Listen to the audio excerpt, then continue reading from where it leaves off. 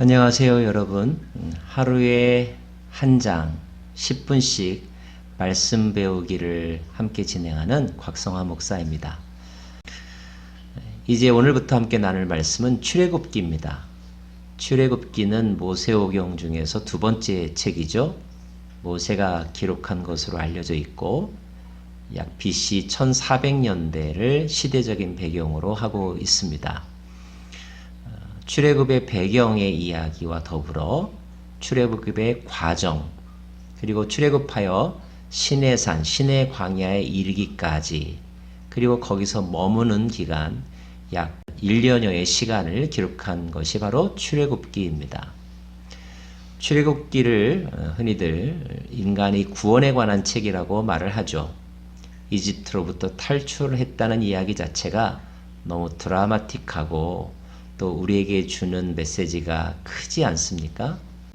이 출애굽기를 배우면서 각자의 삶에 적용해야 될 교훈들을 잘 찾아가실 수 있기를 빕니다. 자, 먼저 1장 오늘 본문 함께 시작해 볼까요? 1장 첫 부분은 이집트에 내려간 요셉과 그의 가족의 이름들을 소개해 주는 것으로 시작합니다. 미국에 와서 이민자로 살아가는 분들, 또는 한국에서 살지만 뭔가 성공을 위하여 살아가는 모든 이들에게 요셉의 이야기는 좋은 롤 모델이 되는 것 같습니다. 부디 여러분, 여러분의 자녀가, 그리고 여러분이 그런 인생의 주인공들이 되기를 바랍니다. 자, 6절에는 이런 말씀이 있군요. 요셉과 그의 모든 형제와 그 시대의 사람은 다 죽었고 이스라엘 자손은 생육하고 불어나 번성하고 매우 강하여 온 땅에 가득하게 되었더라. 학자들은 대개 BC 1800년대쯤으로 봅니다. 그런데 이제 출애굽기는 그런 시대에 변화가 일어났다는 것을 우리들에게 알려주므로 본격적인 이야기를 하고 있는데요. 바로 8절입니다. 요셉을 알지 못하는 새 왕이 일어나 애굽을 다스리더니, 요셉을 알지 못한다라고 하는 표현에서 우리는 앞으로 펼쳐질 이야기가 그렇게 만만한 이야기가 아닐 것 같다라고 하는 추측을 하게 되지요. 자, 요셉을 알지 못하는 새 왕은 누구일까요? 요셉이 살던 시대로부터 약 300여 년 정도의 시간이 흘렀습니다. 자, 학자들은 이 사람이 누군가에 대해서 많은 호기심을 갖고 연구합니다. 그리고 대개의 경우에는 투트모스 1세, 2세, 3세 이 집안의 이야기라고 이렇게 추측합니다. 그리고 우리가 잘 아는 바로의 딸, 나중에 모세를 물에서 건져준 그 바로의 딸이라고 알려진 사람은 바로 합세숫이라고 하는 공주이자 또 여왕이라고들 그렇게 추측하죠. 여하튼 이들 시대는 요셉이 살던 시대로부터 많은 시간이 지난 후의 일입니다. 시간이 지났다는 것은 단지 시간이 흘렀다는 것만을 의미하지 않습니다. 상황이 변했다는 의미도 포함하고 있고요. 상황만 변했을까요? 사람도 변했다는 것을 포함합니다. 사람의 마음이 바뀌고 또 가치관이 변했다는 거죠. 그렇죠? 모든 것은 변합니다. 자, 중요한 것은 그 변화의 소용돌이 속에서 누가 변화의 주도권을 가지고 있느냐, 누가 그 변화에 잘 적응하느냐, 누가 그 변화로부터 적응하지 못하여 낙오하거나 또는 저항하고 있느냐 하는 것입니다. 당연히 이 변화를 이끌어갔던 사람은 왕권을 가진 바로들이었습니다. 히브리 사람들은 이민자들이었고 그곳에서 그 나라의 국가 정책과 또 문화에 적응하면서 살아가는 그런 입장이었습니다. 그런데 문제는 이 이민자들에 대한, 히브리 민족을 포함한 이 이민자들에 대한 정책이 불리한 쪽으로 변했다는 것입니다.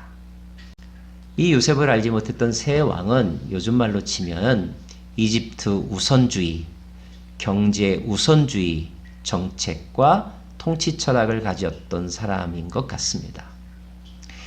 그는 타민족들이 숫자가 많아지는 것에 대해서 경계의 눈빛을 가졌습니다. 이민자들을 국가 경제에 기여하는 사람으로 보느냐, 아니면 그들의 국익을 갉아먹는 사람으로 보느냐 하는 관점은 매우 중요하죠. 적어도 이때 이 새 왕은 이민자들에 대하여 좋은 시선을 갖지 않았습니다.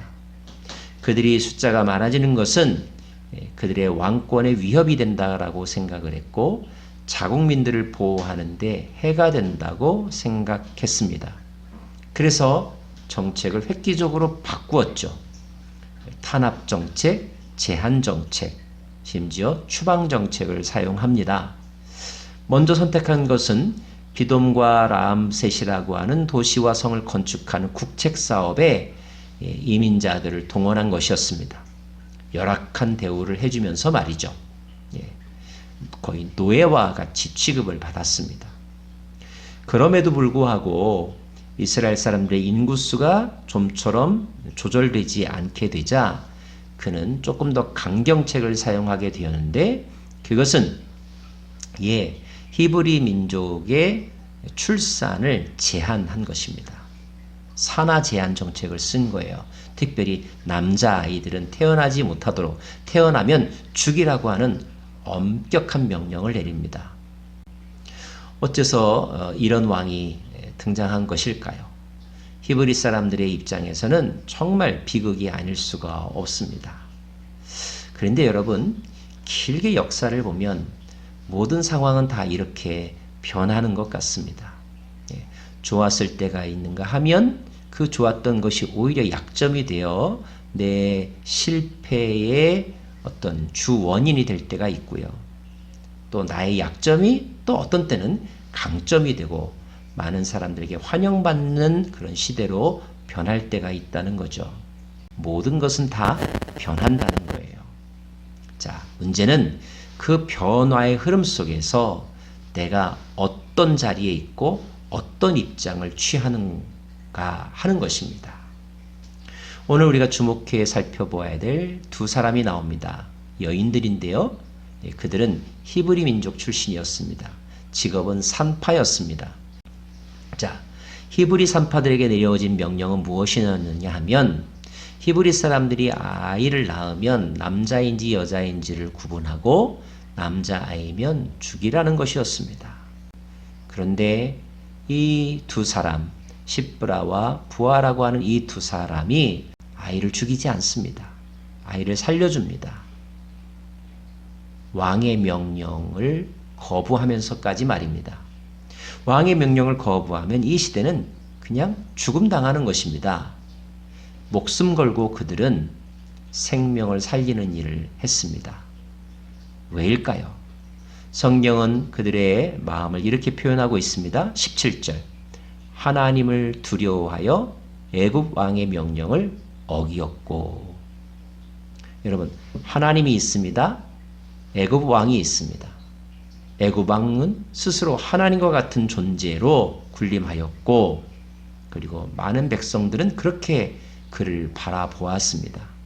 그런데 모든 사람들이 애굽 왕을 하나님처럼 여겼던 그 시기에 애굽 왕이 아니라 참 하나님을 하나님으로 여기며 그 하나님을 더 경외하고 더 두려워하고 더 사랑했던 사람, 그들이 바로 십브라와 부하라고 하는 여인들이었습니다.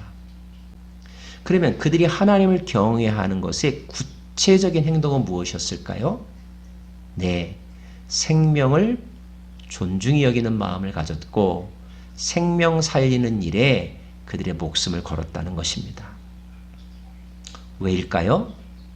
하나님은 생명의 주이시기 때문에, 하나님은 산자의 하나님이시기 때문에, 하나님의 관심은 생명을 주고 생명을 살리는 데 있었기 때문에 이 여인들은 하나님의 마음과 같은 입장에서 하나님의 뜻을 지키는 데에 자기 목숨을 걸었던 것입니다. 구속사라고 하는 관점에서 보면요, 하나님의 선택받은 민족을 보호하고 하나님의 선택이라고 하는 그 주권과 그 선택의 은총을 소중히 여겼던 사람이라고 말할 수 있습니다. 자, 여러분 주변에 누가 하나님의 선택을 받은 사람일까요?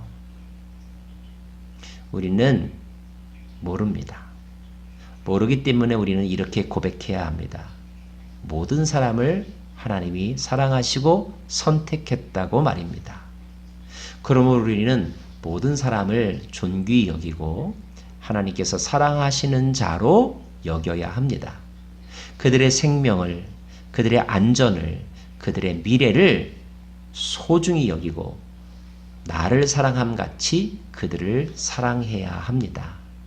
이것이 히브리 산파들의 영성이었습니다. 놀라운 것은 이 사실이 발각되고 왕에게 추궁을 받았지만 히브리 산파들은 지혜롭게 이야기하면서 그 위기를 모면합니다.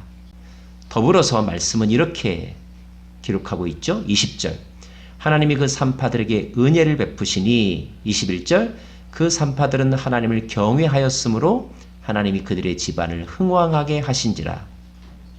그리고 20절로 다시 돌아가면 그 백성은 번성하고 매우 강해지니라 그랬습니다. 하나님이 은혜를 베풀어 주시니 서슬프런 이집트의 그 왕권 아래에서도 박해 속에서도 그들은 흥왕했고 번성했고 강하여졌다는 것입니다. 왜일까요? 하나님이 그들보다 강하시기 때문에. 여러분 이 사실을 믿으십니까? 하나님은 코로나보다 강한 분이십니다. 하나님은 공산주의보다 사회주의보다 그 어떤 유물주의 이념과 이데올로기보다 강한 분이십니다. 하나님은 죽음보다 강한 분이십니다. 믿으시죠? 우리의 영혼을 살리거나 죽일 수 있는 하나님을 두려워하고 하나님을 경외하며 살아가는 저와 여러분 되기를 간절히 바라고, 우리의 영혼을 해하지도 못할 허탄한 것들, 있다가 사라지는 것들, 아침 안개와 같은 것들에 매여서 그들의 노예로 사는 일이 없기를 간절히 소망합니다. 기도하겠습니다. 오 하나님, 모든 것이 변하지만 그 모든 것이 변하는 변화 속에서 변하지 않는 하나님의 성품, 생명을 존중히 여기는 하나님의 마음 꽉 붙잡고 살아가는 저희들 되게 하여 주옵시고, 자기 생명을 소중히 여기는 것처럼 어린아이의 생명도, 뱃속 아이의 생명도, 그리고 나이 들어 병상에 누워있는 이의 생명도 소중히 여기는 저희들 되게 하여 주옵소서. 예수님 이름으로 기도합니다. 아멘.